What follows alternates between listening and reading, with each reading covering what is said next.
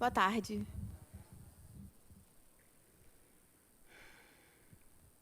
Vamos fazer o nosso evangelho, está bem na hora.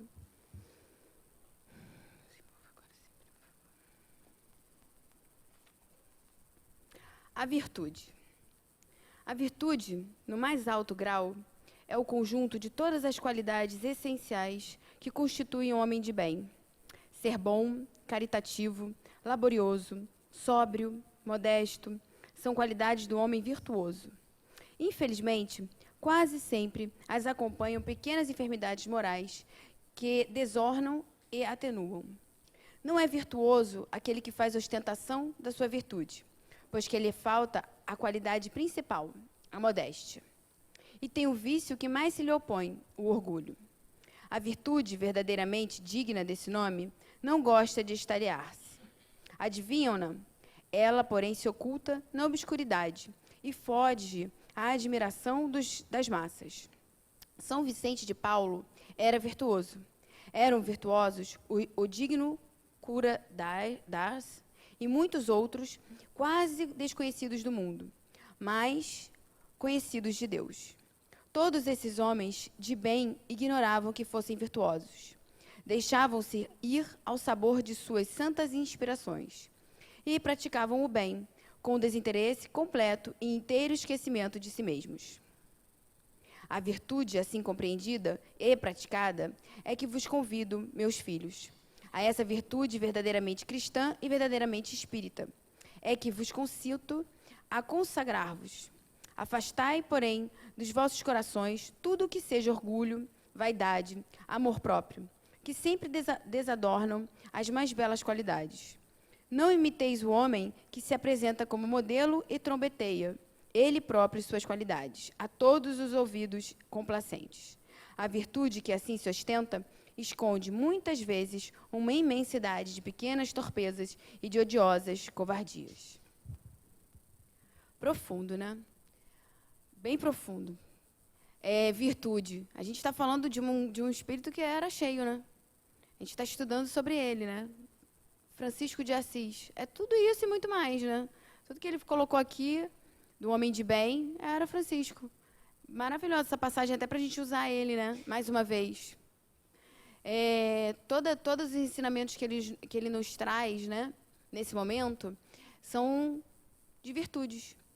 Desconhecidas ainda, muitas de nós. Porque a gente fala de amor, de caridade, mas ainda nos mostramos quando fazemos a caridade, achamos que estamos fazendo muito quando a gente ainda faz. Vemos muitos irmãos falando, mas eu faço muito, eu ajudo muito, porque eu dou muito.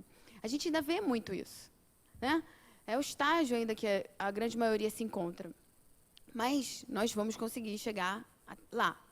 Uma hora a gente chega, vamos caminhando, vamos conhecendo, vamos ouvindo, vendo esses exemplos maravilhosos que passaram pelo nosso planeta e que estão ainda vindo, né?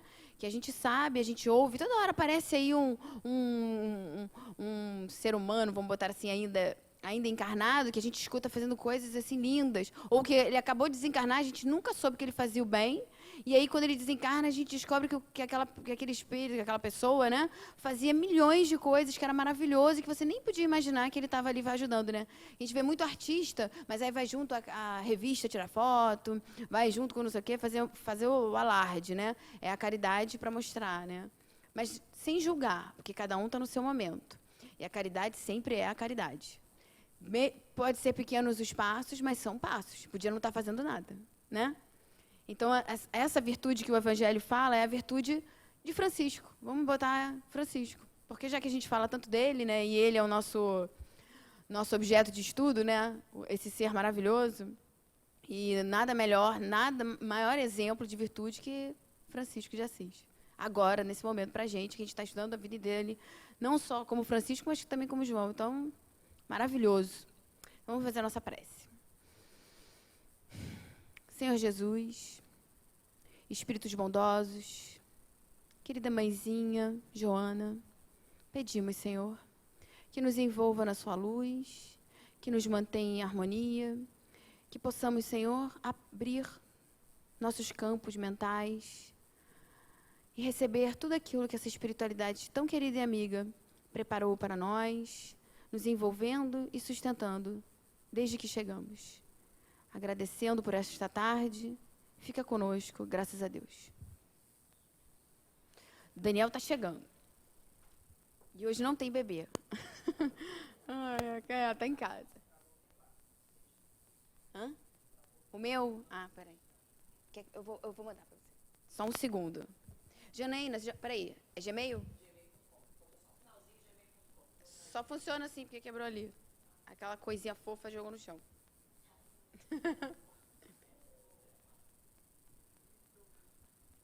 Não pode ver o telefone, né? Oh.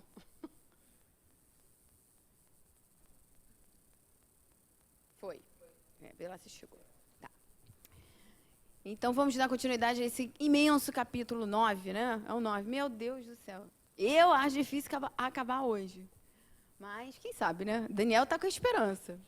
Então, vamos lá. Só essa página que eu fui ler, que era a primeira, eu falei, meu Deus, isso aqui dá pano para manga. Ernesto, já nascido... A gente lembra que a gente parou naquela parte que ele encontra a filha, né, a Carmeline. Eu não lembro se ela já desencarnou. Ele ainda não desencarnou. Ela está caminhando para isso. Então, só que ele já está começando alguma coisa a acontecer dentro dele. Ernesto, já nascido para a carne, precisava ainda nascer para o espírito. E a hora soava sem que nada o pudesse reter. Eu vou voltar só um minuto para a gente ler a passagem essa aqui, que é A Lei do Progresso, só para a gente lembrar, que eu acho fantástica essa, e é exatamente o que vai acontecer com o Ernesto e que acontece com todos que somos criação de Deus e que a nossa meta é o progresso e não tem jeito. Sendo o progresso uma condição da natureza humana, não está no poder do homem opor-se-lhe. Não tem como a gente evitar. Isso é inevitável. É uma força viva, cuja ação pode ser retardada, porque às vezes a gente se demora em algumas situações, a gente se prende, a gente repete. Eu volto a falar da Ivone, são 3 livros na trilogia, ela erra, geralmente, os 3 é o mesmo problema. Então, quando você vê aquele problema na sua vida se repetindo várias vezes, pode ter certeza que ele já se repete há muitas existências. Não é de agora. E aí você teima e fala assim, não quero. Olha, é melhor a gente resolver, porque já está vindo há muito tempo. Ele já está vindo há muito tempo se repetindo. É a hora, agora, ainda mais agora, a gente abrindo a nossa mente para a parte espiritual, sabendo que ele está se repetindo para que a gente possa passar, a meta é essa. É uma força viva, cuja ação pode ser retardada, porém não anulada, por leis humanas, mas... No da Ivone eu pensava assim, mas por que botam ela sempre bonita e rica? Bota ela pobre, porque aí ela não vai cair nessa parada de novo, né? Mas não adianta. Você tem que vencer daquele jeito. E aí, quando vem pobre, ainda vem revoltado, né? Porque você vem com as sensações das outras vidas, que você tinha dinheiro, você tinha aquela vida confortável, você vem aquela pessoa. E aí, chega aqui, se revolta, porque o outro tem e você não. Isso é muito engraçado, se a gente for perceber a nossa mente. Como a gente nunca... É difícil a gente estar satisfeito ou compreender a situação que a gente se encontra. Muito difícil. Quando estas se tornam incompatíveis com ele, despedaça-as juntamente com os que se esforcem para mantê-las. Assim será, até que o homem tenha posto suas leis com concordância com a justiça divina, que quer que todos participem do bem, e não a vigência das leis feitas pelo forte em detrimento do fraco, que são as leis que nós vivemos, né? Nós vivemos dessa forma, aqui, no mundo material, né? A lei do homem. E, na verdade, não é essa. A verdade é a lei de Deus. Todos somos filhos de Deus, todos vamos progredir, todos seremos felizes, caminharemos para mundos felizes. Então, a meta é essa. Que maravilha. Porque se a gente for fixar só no material e ver que se a nossa vida se resumisse só a comprar uma casa, um carro, viver aqui, seria triste, né? Porque cada um que partisse, a gente ia ser como? É o fundo do poço, porque perdeu uma mãe, o filho, ia ser uma coisa horrorosa. Agora a gente com a consciência ampliada e sabendo que somos todos irmãos e somos espíritos em progresso, então aí as leis morais, é muito, muito, muito importante a gente ter essas leis, nós todos temos ela intrinsecamente dentro de nós, lá dentro estão lá todas as leis. Por isso que sempre que a gente comete um ato equivocado, ele fica marcado no nosso inconsciente, lá naquele campo búdico que o Daniel trouxe, fica marcado e um dia a gente vai consertar, porque não é Deus que faz com que a gente conserte qualquer desatino ou coisa que a gente tenha feito de equivocada. Somos nós, como espíritos, que caminhando para o progresso, sabendo que aquilo não convém e aquilo não era o certo, queremos consertar. É esse o caminho. A nossa consciência, quanto mais ampla ela fica, mais consciente, mais a gente vai assumindo a responsabilidade da nossa vida e querendo, sim, consertar aquilo que era errado. Então, a gente não cabe mais por que Deus fez isso comigo, por que essa prova está comigo, por que Deus, ai meu Deus. Não. Somos nós, são necessidades nossas, muitas vezes, a grande maioria, escolhidas por nós. Então, mesmo que seja difícil, vamos pensar sempre assim, tentando trazer isso para essa consciência e essa responsabilidade para a gente, que a gente vai conseguindo transformar, que seja um pouquinho, mas melhorar aquela situação, que é isso que é o estudo. O estudo é isso. Então, ó, Ernesto, já nascido para a carne, precisava nascer para o espírito. E a hora soava, sem que nada o pudesse reter. Não tinha. A gente sabe que ele era um espírito endurecido, embrutecido, raivoso, né? Com ódio, com vários sentimentos presos dentro dele. Mas não tinha jeito. A hora era aquela. O que fosse acontecer não mudaria a meta que era de Deus. Por isso que tudo é certo. Não tem hora errada. Não tem. O acaso não existe, que a gente falou a semana passada. Essa frase é melhor, que resume a doutrina num sentido bem amplo, porque te dá a responsabilidade e te mostra que, peraí, não tem porquê, tem pra quê. Por que eu estou aqui? Não, é pra que eu estou aqui? Para me melhorar, para trabalhar, para eu me desenvolver, para eu me tornar uma pessoa melhor. Porque nós nos tornamos vítima, coitados. Porque ninguém merece, por quê? Não. É justo lembrarmos os preceitos do mestre, no sentido de que, quando o tratado passado vos despojeis do velho homem que se corrompe segundo as concupiscências do engano. O velho homem são as nossas velhas visões, vidas não, né? As nossas antigas visões, as coisas que estão lá, que a gente viveu anos e anos, a gente foi acreditando e vivendo daquela forma, achando que aquela forma era correta. E aí vem agora o espiritismo e te sacode. E aí, o que é o espiritismo? Aqui no Ernesto, esse momento é um momento de iluminação. Para a gente, eu coloquei o espiritismo porque é um momento de iluminação nas nossas vidas. Nesse momento no Ernesto, é aquela fase que ele vai passar. É o reencontro com a filha, é todo aquele impacto, né, forte, porque o que ele mais queria era saber onde estava a filha dele, e o ódio que ele já tinha dentro dele, esse ódio, ficou muito maior pelo sumiço dela. É por aí que ele também é pego para andar para frente. E aí a gente abandona o homem velho. E o homem velho nada mais são as nossas antigas convicções, as nossas antigas formas de pensar, esses conceitos que nós fomos educados, igreja, o pecado, o feio, o errado, a forma de como agir, o mundo é dos espertos, você querer sempre dar a volta no outro. Se você, cuidado, hein, vai passar à sua frente, é ser espertinho que vai furar a fila. Porque tem uma amiga que pode botar para você para dentro. Eu não fiquei não, porque você é otário. Eu sou otário. E os outros? Eu posso passar na frente de todo mundo?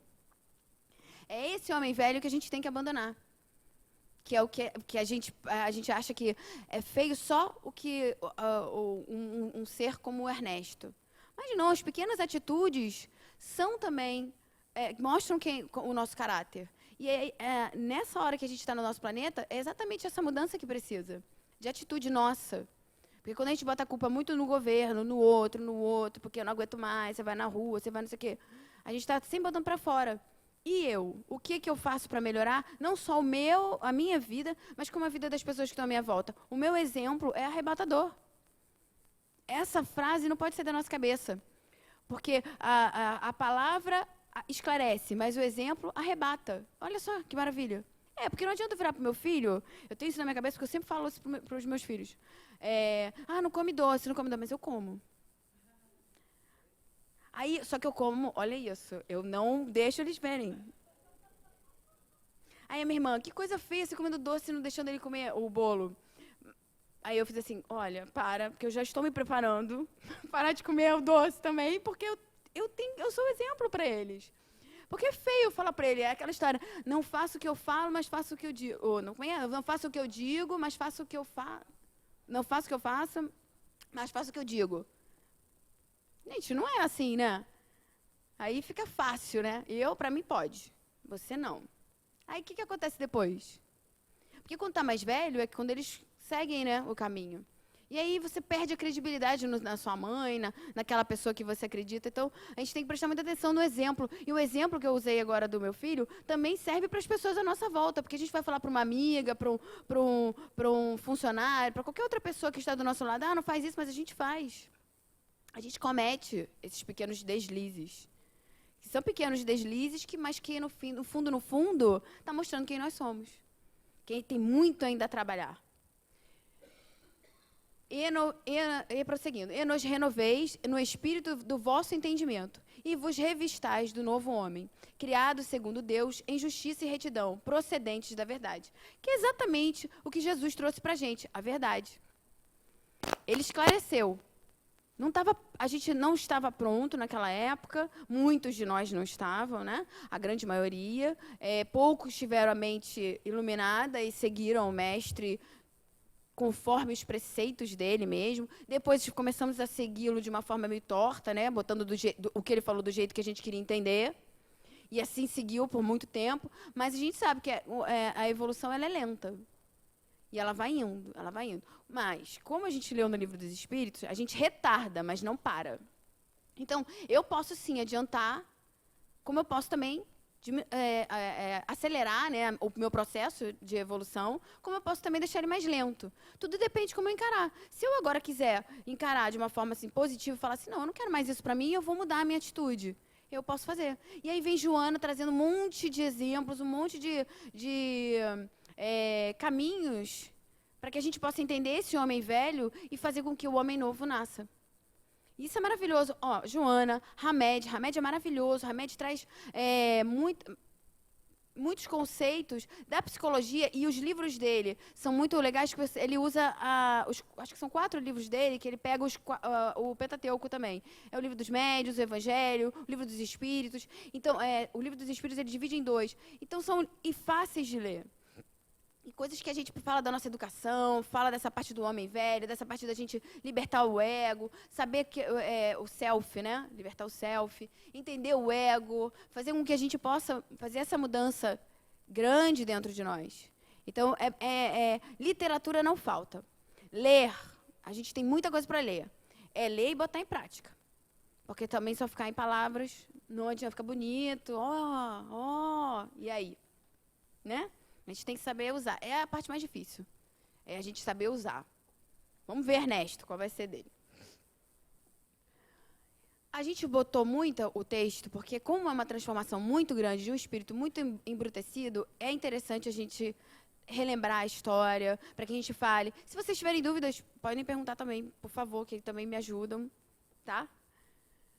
Voltando ao humilde quarto onde Carmeline vivia seus últimos momentos, vemos o verdugo, quanto mais, ir perdendo suas forças da maldade, começando a esquecer o ódio e a perder o interesse de liquidar a velha rival de tempos idos.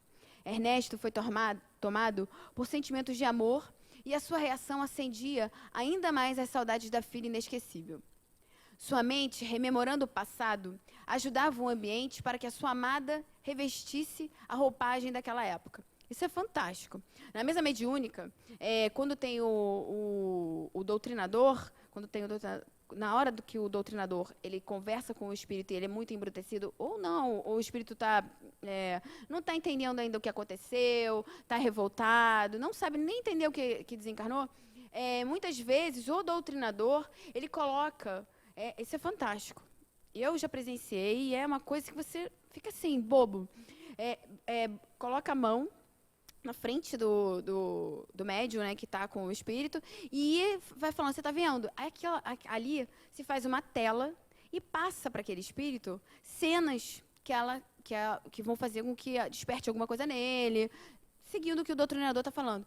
E é impressionante ver o que aconteceu com você. como foi um acidente ou qualquer coisa assim. E aí, naquela tela, ele vê como é que foi que ele morreu. E aí ele tem um entendimento. Então, a espiritualidade, ela está toda em volta, tentando auxiliar, fazendo com que tudo corra da melhor maneira possível para que seja resgatado o espírito. E é o que está acontecendo com o Ernesto nesse momento. Nessa hora que ele bota ali, ó, sua mente rememorando o passado ajudava o ambiente para que sua amada revestisse a roupagem daquela época. O que acontece? Manipulação de fluidos. Toda a espiritualidade está ali em volta, preparada para que haja esse momento, que é um momento muito importante para eles. Eles precisam resgatar Ernesto. E eles começam a fazer toda aquela manipulação. Tem a manipulação de ectoplasma para que ela retorne àquela imagem, né, no perispírito, porque o corpo não tem como mexer. O corpo está ali daquela velhinha, mas ele começa em espírito colocar ela na forma que ela tinha quando ele que tinha na mente dele, né? Antes dela ser raptada e tudo aquilo acontecer. Então, é fantástico você pensar que tem todo um trabalho de recuperação e que tudo vai ser de acordo com o programado. Nada vai fugir daquilo ali.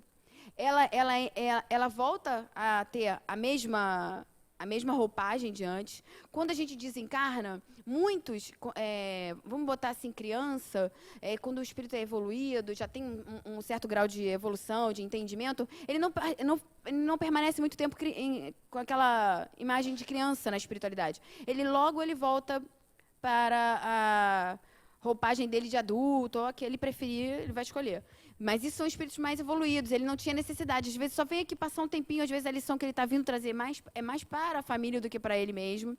Então, isso os potenciais do espírito, né? Quanto mais a gente sabe, mais a gente tem condições de trabalhar e melhorar a nossa existência. Então, vamos lá. Sua mente rememorando... Ele começava a fraquejar nas pernas espirituais, e para não deixar cair a espada, por lhe faltarem forças nos braços, enterrou-a no chão batido do cubículo. E ela tomou a forma de cruz diante da velha moribunda, que por força das lembranças de que se fazia escravo, apresentava-se nas feições de sua jovem filha. E ele não sabia qual das duas deveria abraçar. Imagina a confusão, né? Ele não devia estar entendendo nada. João Evangelista, já inundando de luz, chamou-a com delicadeza. Carmeline, eis teu pai, minha filha. Chegou a hora de emprestar-lhe teu auxílio. Busca lembrar-te com toda a intensidade do teu lar, dos tempos passados, e principalmente de Ernesto, esse coração que tanto ama. Reveste-te de coragem e mostra-lhe o caminho pelo teu amor. Ninguém se perde eternamente. Ajuda teu pai a nascer como ser em espírito e verdade. Compadece-te dos que sofrem e abençoa os que ainda ignoram a verdade. Ele está trazendo a situação toda, pedindo para que porque através do amor de Carmeline é que ele desperta. Toda a transformação do Ernesto é por amor. Isso é fantástico. Porque quando a gente vem para a casa espírita, eu sempre falo, ou você vem pela dor ou pelo amor. A dor é quando a gente perde alguém, geralmente, ou alguma doença, que perde o nosso chão, a gente perde o prumo, a gente vem em busca de amparo, né? Quando a gente está com algum problema, a gente quer qualquer coisa. Qualquer coisa, né? E pelo amor é mais difícil, né? Ou você se ilumina e vem, alguém te traz, você está sem, né? E deve ser muito bonito, porque eu vim eu não sei pelo que eu vim. Vou pensar um dia sobre isso. Acho que foi pela dor também, é sempre pela dor, a maioria, né? Alguma dor está apertando lá e você quer entender o que está acontecendo e o que você pode fazer, né? E aí você vem para a casa espírita estudar para que você possa passar de uma forma positiva por isso.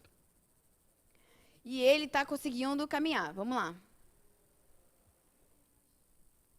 Ernesto parecia eletrizado ao impacto das emoções e as lágrimas brotavam nos seus horríveis olhos, sem que ele a pudesse disfarçar. Vocês lembram? Todo mundo está lendo? Vocês lembram? Ele morreu leproso. Então, aquela forma que ele estava quando ele morreu, ele ainda morreu queimado, né? Então, imagina como é que estava o perispírito dele. Se a gente já entende que a gente continua igual, e para que a gente desencarnou, a gente vai acordar lá no plano espiritual exatamente como a gente era aqui. Você desencarnou sem andar, estava com algum tipo de doença, estava deitado, você vai acordar lá assim. vai passar um período, você vai ter de recuperação. Conforme a sua mente e você queira, a sua recuperação será mais rápida ou não. Porque tudo está na nossa cabeça. Eu posso aliviar ou me afundar na dor. Totalmente. E cadê?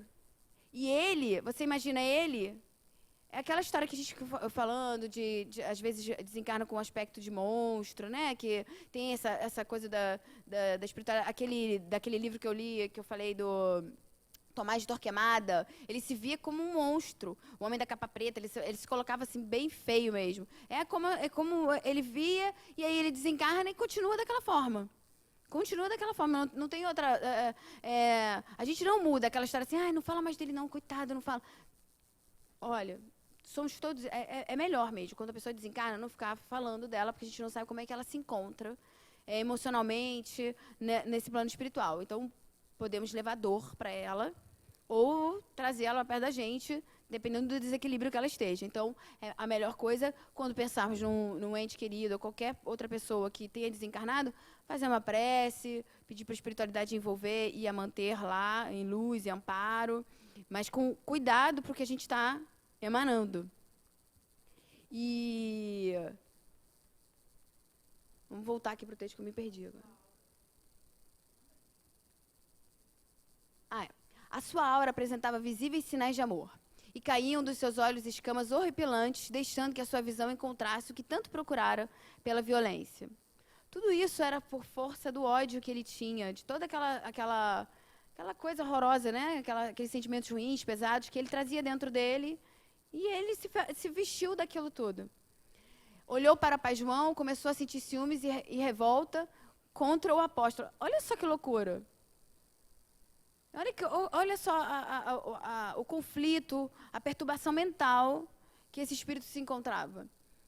Só porque estava do lado da filha dele, ele já achou que era o inimigo dele e ele não conseguia controlar os sentimentos dele, estavam revoltosos.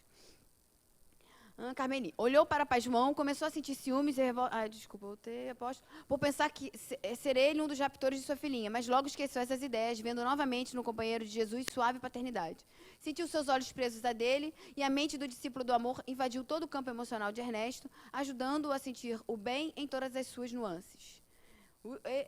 Esses espíritos muito evoluídos, que têm uma presença muito forte, ele consegue entrar no campo mental e envolver. Então, ele conseguiu, ali naquele momento, desanuviar, né? Tirar aqueles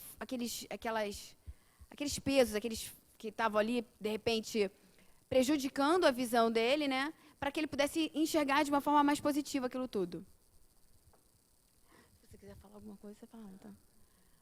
Carmeline levantou-se diante do símbolo da paz, olhou demoradamente para Ernesto e reconheceu seu pai. Abriu os braços e caiu soluçando em seu colo, como fazia antes, no sítio que lhe servia de berço.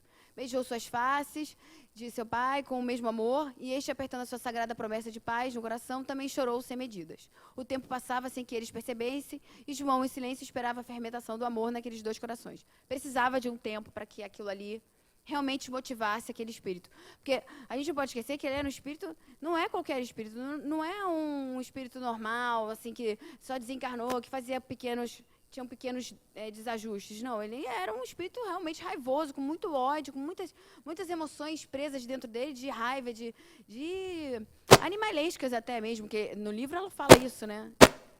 Sou eu, gente? Né? Olha, tá vendo? Ernesto já está evoluindo. Deve ser outro Ernesto por aí. Deve ser outro. Vamos lá. Ernesto deu trabalho. Ernesto percebeu um leve sono a visitar suas entranhas espirituais e entregou-se aos braços desse estado de inconsciência que tanto merece o estudo dos homens. A gente já falou várias vezes, né?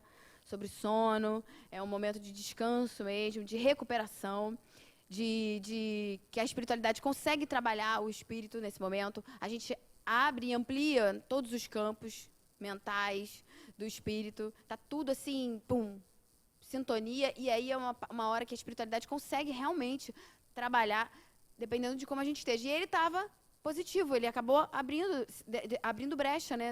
Abaixando as armas, né? E dando a oportunidade para que essa espiritualidade pudesse usar e desse momento de descanso. E é interessante também, gente, boa tarde, eu cheguei um pouco atrasado hoje. É interessante também a gente analisar sobre um outro aspecto essa questão do sono, porque são várias formas aí que nós temos de cair em sono. Nós temos o sono natural, que é o descanso que o nosso corpo físico precisa, né? Enfim, reposição de energias, enfim, descanso não só físico, mas também mental, é natural. Agora, nós temos alguns sonos que são induzidos. E na mesa mediúnica, como é que funciona o trabalho da mesa mediúnica, assim, quem não conhece, não é? As casas espíritas geralmente têm esse tipo de trabalho sendo desenvolvido por médiuns, né? E tem alguns médios com algumas faculdades ali sendo desenvolvidas, o médium que vai doar uma energia, o médium doutrinador, o médium que vai ceder ali a sua capacidade de falar para o espírito que está desencarnado, está numa matéria com densidade totalmente distinta da nossa, né? Então, você tem um trabalho ali de conscientização daquele espírito. Muitas vezes, o médium que está lá, tendo passividade, né? O pessoal não fala muito assim, recebendo o espírito, mas para poder ficar uma linguagem bem clara, recebendo o espírito, tendo ali uma certa passividade, para que o espírito possa se utilizar daquele canal do médium para se comunicar com os outros daquela reunião. Em muitas situações, o espírito continua extremamente raivoso, né? Alguns espíritos não sabem que desencarnaram e estão ali tentando compreender ou compreendendo, sendo esclarecidos do que aconteceu. Outros sabem que desencarnaram e estão ali imbuídos naquele intuito de vingança, e ali tem uma raiva muito grande, só que, de certa forma, acaba sendo realmente esclarecido que isso não é bom para quem está sendo objeto da vingança dele, muito menos para ele, e também uns que se comprazem no mal. Olha, eu sei de tudo isso que vocês vão me falar, não venham com ladainhas, eu compreendo aqui muito mais do que vocês tudo o que acontece, compreendo inclusive como se manipula os fluidos, eu compreendo tudo que vocês estão falando aqui e um pouco mais. Espíritos muito inteligentes, mas que não têm a moral ainda bem desenvolvida. A espiritualidade da casa não são os médiuns só são instrumentos, né? Assim como um bisturi na mão do médico. Os médiuns ficam só servindo de instrumento. Na verdade, os espíritos que trabalham junto desses médiuns na casa, esclarecem o espírito. Se ele não quiser esclarecimento, induzem ele ao sono, muitas vezes extremamente embrutecidos, como provavelmente foi o caso aqui do Ernesto. E eles são levados a um sono. Ah, mas sem convencimento, sem esclarecimento, eles optaram por continuar na raiva, na vingança, nesse sentimento pesado. Eles já estão esclarecidos. Eles precisam desenvolver outras qualidades e ter um outro tipo de tratamento um pouco mais pesado. Assim como um doente da carne, muitas vezes precisa ficar internado numa UTI, precisa ser mantido em coma para aquele organismo reagir. Assim também na espiritualidade, o espírito está tão imbuído naquele looping mental, né, de raiva, ódio, que ele precisa de um tempo numa UTI espiritual, né? É adormecido e fica lá por anos, décadas, séculos. Isso é muito caso também de suicida, né? Tem muitos suicidas que dormem anos e anos depois que eles são resgatados, e aí ficam anos e anos. Tem vários casos, a gente tem várias histórias, relatos que a gente vê em livro mesmo falando.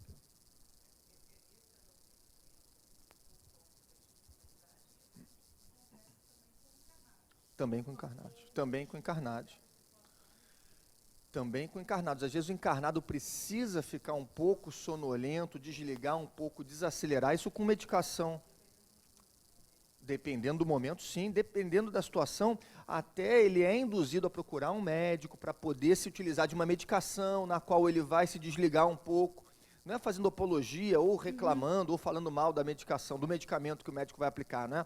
Mas muitas vezes é necessário, mas você vai tomar esse remédio que o psiquiatra resolveu te dar. Não, ele não resolveu dar, ele estudou para aquilo. É necessário muitas vezes a matéria também relaxar um pouco para poder a espiritualidade trabalhar no lado espiritual. Caminham juntos, não é? Caminham juntos.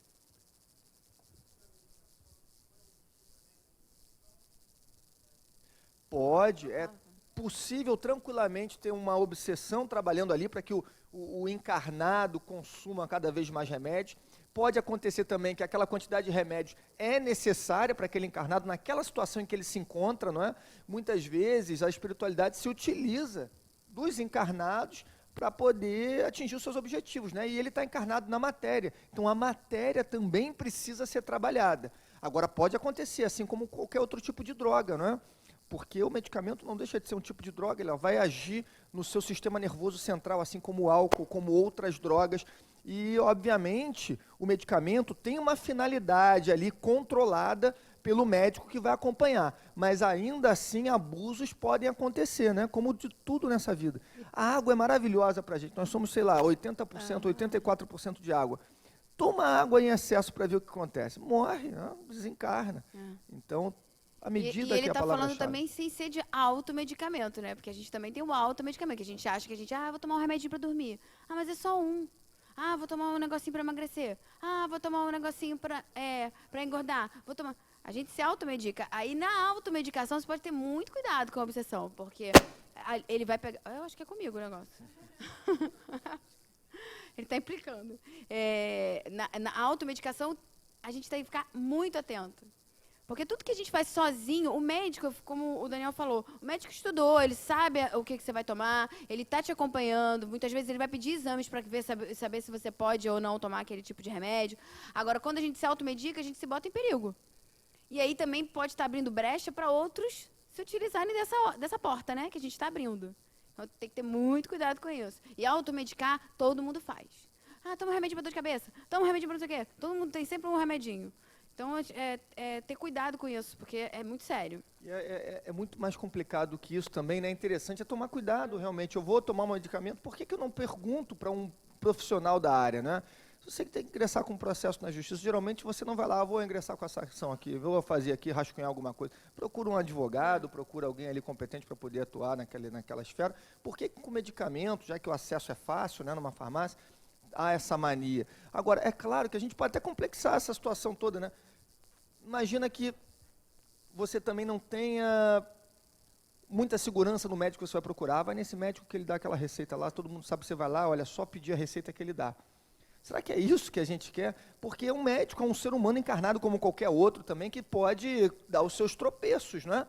Às vezes, mas eu estou com orientação médica. Olha aqui, o médico me deu uma receita para eu poder tomar esse remédio e eu tomo segundo a prescrição dele. Qual é a prescrição dele? É o que eu pedi. Eu falei que eu estou precisando de 3 por dia. É toda uma questão, muitas vezes, de bom senso. É que nos falta bom senso. Sempre que falta bom senso no indivíduo, ele precisa se policiar, não é? Porque essa falta de bom senso pode ser uma brecha. Claro que não, nem sempre, né? Mas pode ser uma brecha, né? Exatamente.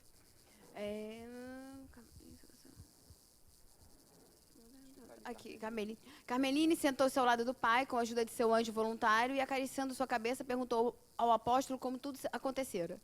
Este é meu pai, quero saber de tudo e para onde irei com ele. Nunca mais o deixarei. Se o Senhor estava me ajudando a voltar à memória, deve ajudar-me a fazê-lo compreender o seu estado, a crer em Deus e a aprender com Jesus que somos eternos, na eternidade da vida, e que o mal não compensa para quem deseja servir ao Cristo. A conversa dela, ela já era um espírito completamente diferente do pai, né? Ela já tinha uma visão, ela já sabia qual era a função dela naquele momento também. É o seu, né? Ele fica me vendo, ele fica chorando. Ele quer você. Pai João sorriu amavelmente e balançou a cabeça em sinal de aprovação. O esquadrão de Ernesto, diante daquele quadro, se desfez. Imagina só, ele era o comandante.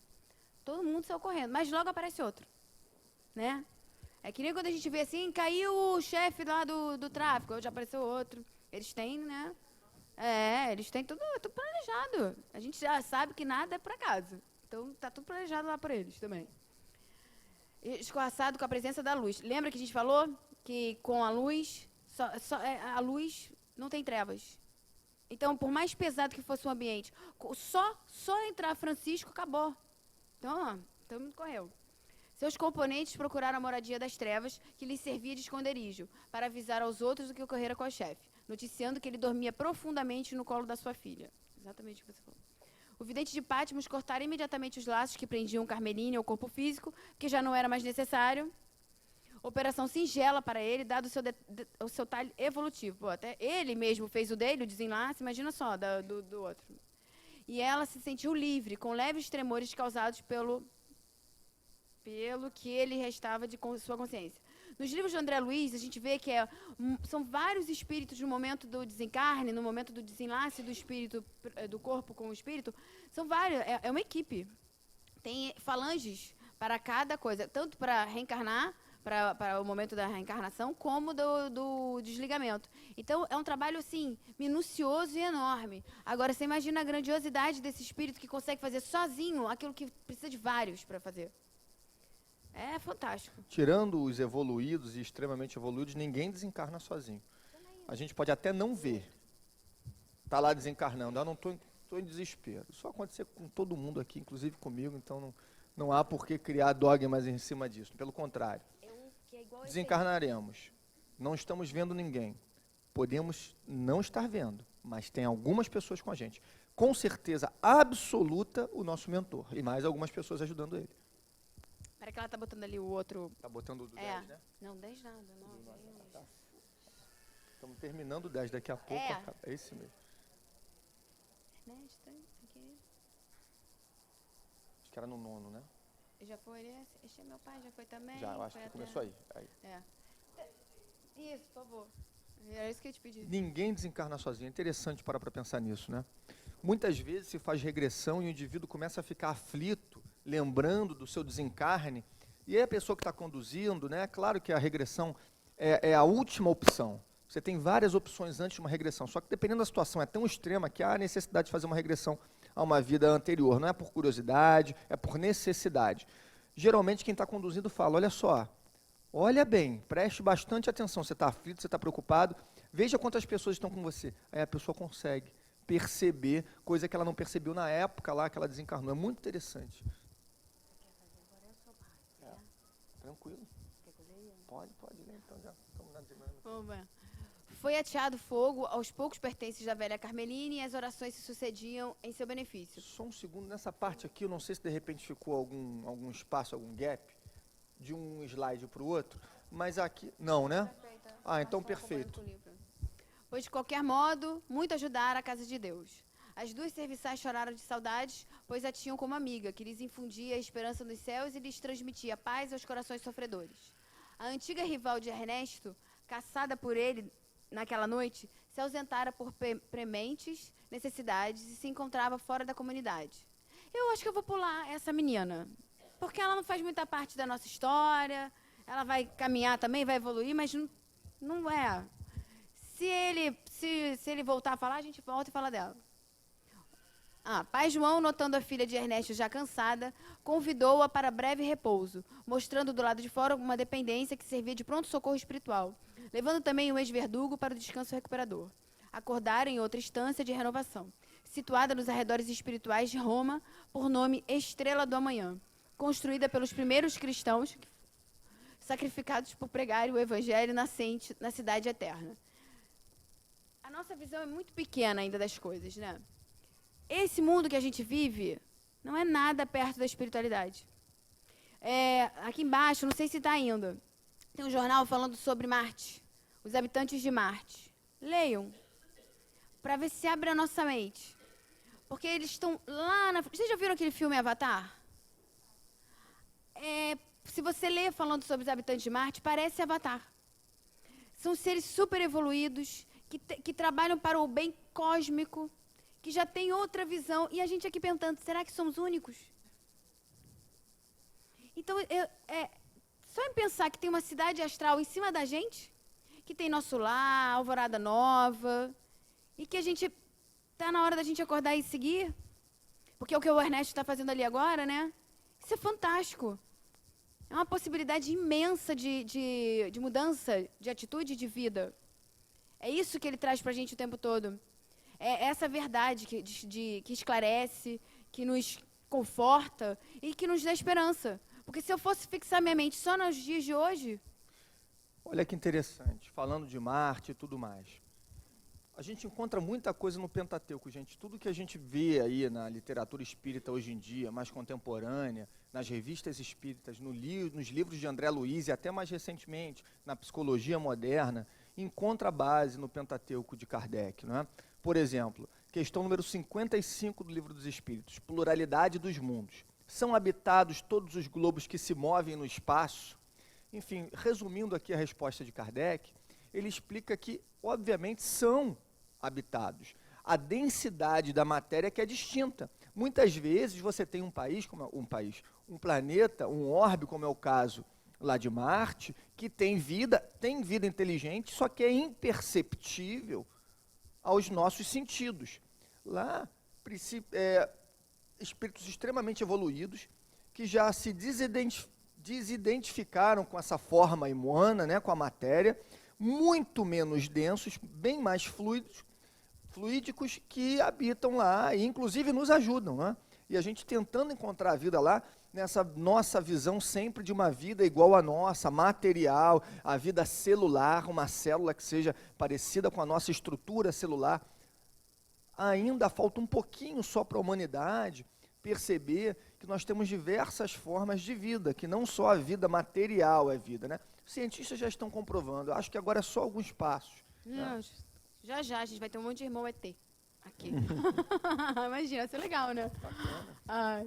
É porque a gente fica esperando o ET destruindo tudo, né? Como que pode? Só humano é bonzinho, só a gente que vive para trabalhar, para ser gentil, para ter filhos, o resto do mundo, o resto do universo quer destruir a gente. Destruir, né? E como se nós já não fizéssemos um bom trabalho em relação a isso. Exatamente, né? A gente faz esse trabalhinho por aqui. Deem uma olhada, quem quiser, da pergunta 55 em diante do Livro dos Espíritos. Até falar sobre a matéria dos outros mundos, é muito interessante. Acho que foi ali que eu parei, né? Carmelina embora. Carmelina, embora faltando-lhe experiências para o devido socorro, estava à sua cabeceira como fonte de amor para as necessidades daquela alma, ressequida em duros processos evolutivos. Suavemente, Ernesto foi retomando a consciência, chamando por Carmeline. Esta passava suas mãos, sobremaneira carinhosas, nas faces grosseiras de seu pai, dizendo-lhe: papai, sou eu, sua Carmeline. Acorda. Ele, abrindo os olhos, desesperados, abraçou a filha e chorou novamente, como criança esquecida pelos pais, dizendo-lhe que não o deixasse. Com mais alguns dias de recuperação, Ernesto já conversava com o desembaraço nas dependências da comunidade espiritual, acompanhado por sua filha e alguns irmãos da casa.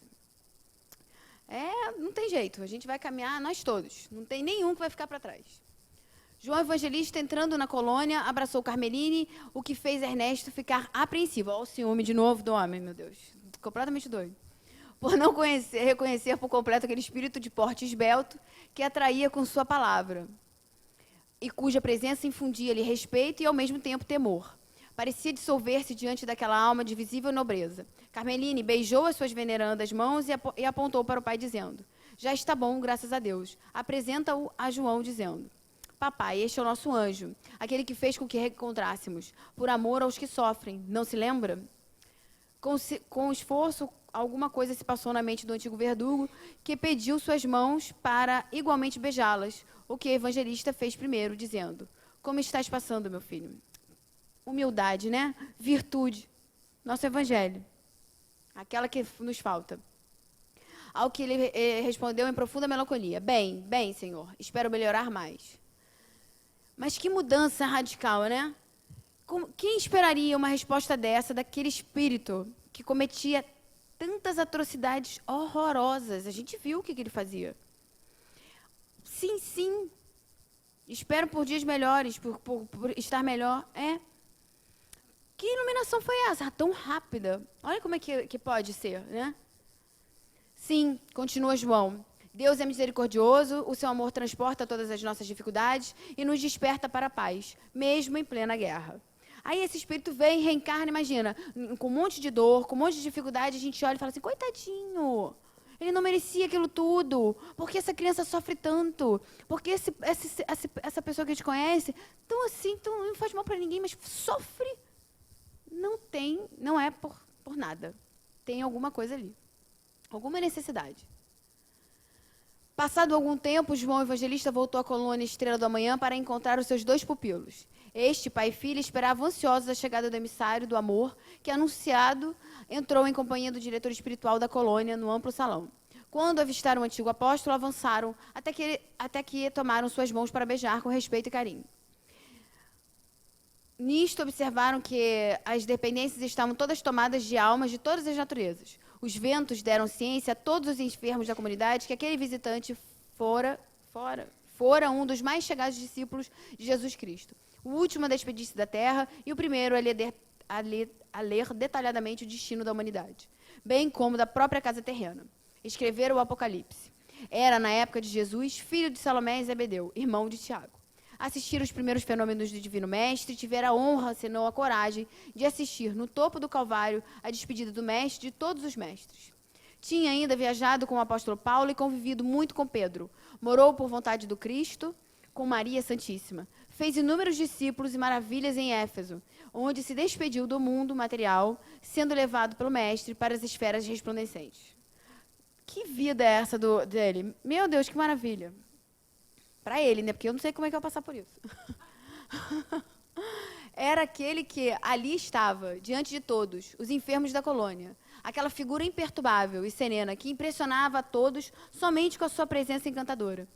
Fizeram-se filas para ouvir as palavras de carinho e de esperança do mensageiro de paz. João estimulava a fé nos que contemplavam. Bastava olhá-lo para se ter despertado a esperança, encontrando-o na luz que se irradiava da sua personalidade esplendente. No momento em que atendia os sofredores, sua poderosa mente, em forma de 1000 mãos, buscava fluidos em todas as direções da natureza, e essa massa de elementos espirituais se avolumava em seu redor como se fosse uma nebulosa informação. Selecionava um por um os grânulos luminosos, fazendo descarregar os inconvenientes para aquela operação por canais que logo surgiram ao seu lado, como se fossem fios terra. Isso, a gente pode pensar, é o trabalho da espiritualidade. Quando a gente está aqui na casa espírita, qualquer trabalho espírita, está havendo um trabalho imenso, gigantesco da espiritualidade, de cura. Eles vão buscar, eles tiram as nossas necessidades, eles restabelecem o equilíbrio do nosso organismo, na nossa mente. Eles fazem tudo o que a gente precisa. Ah, no passe? Na palestra pública? Sim. A gente que quando sai daqui, às vezes nem saindo, antes de sair, já volta para o nosso eu. Já volta para os nossos problemas, para os nossos tormentos e já mergulha naquilo. Aí a gente perde aquilo tudo que a gente ganhou, né? Então, o trabalho é imenso. Basta a gente deixar que ele aconteça e entrar na sintonia dele. João fizera de fato amanhecer a esperança em todos os irmãos, naquela dependência de caridade, em nome de Deus e de Jesus. Tem muito. Todos os que tocavam suas veneradas mãos e a beijavam sentiam emoções que se aproximavam da felicidade. E no ato da fé cristã saía, como por encanto, uma parte luminosa como pequena estrela da grande quantidade de fluidos que circulavam acima da sua cabeça e adentravam no coração, pelas vias da esperança, de cada um que manifestava sua gratidão pela presença do apóstolo nas dependências da colônia. Imaginem a vibração que não transbordava ali da alma de Francisco. Se Chico já era uma grande alma, né? Aqui encarnada, é uma grande alma.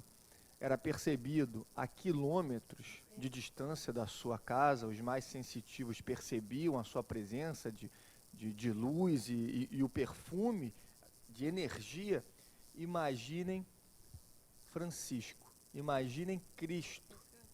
Jesus Cristo tinha uma aura que abraçava todo o sistema solar. O sistema solar todo era abraçado pela aura, pelo tamanho da energia de Jesus Cristo, né? Francisco aqui também devia, como ele está detalhando, transbordar uma energia positiva. E isso trabalhava também, obviamente, na aura de quem estava presente. Por isso que próximo a ele, as pessoas não ficavam reagindo, né, com as suas mazelas, com a sua raiva, e conseguiam se dobrar aquela paz, aquela tranquilidade, aquele amor todo. Por isso que mesmo Ernesto, com toda a sua raiva e ignorância, conseguia se abrir, se desarmar, baixar a guarda, né? Eles têm esse poder. Por isso que muitos espíritos não saem do nosso orbe, como Bezerra de Menezes. Bezerra de Menezes já foi convidado a habitar orbes muito mais avançados do que o nosso. Com Maria de Nazaré, imagina como não é a situação lá, bem diferente da nossa, né? Ele falou, enquanto tiver uma alma sofredora aqui no orbe da Terra, eu não deixarei esse orbe, né? E ele ajuda, claro que ajuda. Sentimos aqui a presença dele. O tempo todo. Pai João se encontrava a sós com os 2 pupilos na despedida da madrugada. Tomaram assento embaixo de uma vigorosa árvore toda florida. O aroma das flores se fazia... Eu vou pular algumas coisas. O aroma das flores, eu acho que a gente pode pular isso aqui. Ernesto, o antigo verdugo, terror das almas sofredoras, ali estava pensativo, com seu mundo íntimo em conflito. Perguntas assomavam aos milhares na sua mente, ainda em desequilíbrio, comparada à fervura da água em ebulição. Não queria perder tempo, nem tampouco a oportunidade de falar com aquele companheiro do Cristo, que talvez não encontrasse tão cedo ou nunca mais. Uma voz interna lhe falava: eis aí a água da vida. Estás com sede? Beba. Beba o quanto puderes e ressuscitarás para uma vida feliz. Fantástico, né? Se a gente tivesse a oportunidade, a gente já pode ter tido, né? Que a gente não vai lembrar, mas imagina só, conversa aí com o Francisco agora. A gente quer tanto conversar com a Iraci, né? Ali no atendimento fraterno. Ah, quero ir com a Iraci. Imagina o Francisco. Ia fazer uma fila aqui gigante, ninguém ia embora. Carmeline, irradiando contentamento, queria conversar, perguntar, dialogar, entender, pois já tinha o pai espiritual. Meus filhos, eis que estamos por bênçãos de Deus, nessa instância espiritual que a bondade de Jesus nos concedeu. O nosso querido Ernesto acaba de chegar de um temporal, renovado. Sente-se um pouco abatido pelo que se passou pelas estradas percorridas, mas nada há de ser. Se o amor cobre todas as transgressões, no falar do velho código de Deus, se o amor cobre todos os pecados, no afirmar do verbo do Cristo, que nos resta fazer nestes momentos? Não perder tempo. No tempo que nos é concedido por graça do Criador, não perder tempo. A gente não pode. No tempo que é nos concedido por graça do Criador, e amar a quem ofendemos, amar os que julgam ser nossos inimigos, amar os sofredores, os encarcerados, os famintos, os nus de todas as espécies, amar sem condições e sem pretender dividendos. O amor é, por excelência, a força única de toda a criação que Deus usa para nos manter nos esplendores da vida. Logo, vocês devem, por inteligência, se familiarizarem com o Evangelho do nosso Senhor Jesus Cristo, porque ele é a síntese mais perfeita de todas as leis cósmicas universais. Lembremos-nos, pede e dar-se-vos-á. Isso é fantástico, né? Que a gente acha que pedir, eu quero um carro. Meu Deus, me ajuda a comprar um carro. É isso aqui? Nós fazemos isso aí, já não. Não. A gente não entendeu ainda o que é pedir e obtereis. A gente ainda não entendeu isso. Porque pedir e obtereis, mas faça a sua parte. Vamos mudar.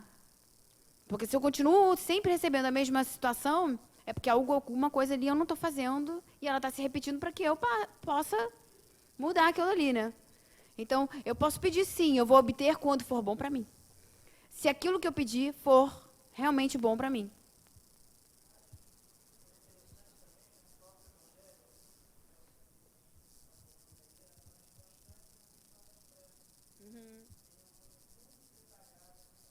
Sim, no Evangelho tem. Sim, muito, muito. Porque a gente quer pedir e ter. É que nem criança, né? Vem pra você e pede. Mãe, por favor, mãe, por favor. Ele não entende o não. Que sabe que não vai fazer bem pra ele. E a mãe tá fazendo como? Por amor. A sua maioria, né? Não sei, né? Pode ter uma lá. Mas Então a gente entender que se não aconteceu ainda é porque não está na hora. Porque não vai fazer bem pra você. É dessa forma. E agora? Acabou o nosso tempo. Vou dar uma resumida para começar o 10. A gente pega e resume essa na próxima. Desfecho para começar o 10. Olha só, a gente vai ter que terminar a nossa aula. Nós vamos dar uma enxugada agora no final, porque já está naquela parte que ele já despertou, já está lá, vamos botar ele para correr, porque a gente tem que ir embora. E aí a gente continua, na próxima já é o nascimento de Francisco, e se Deus quiser, o despertar também junto, tá? Então, vamos fazer... Alguém quer fazer a prece? Ninguém? Não? Então tá.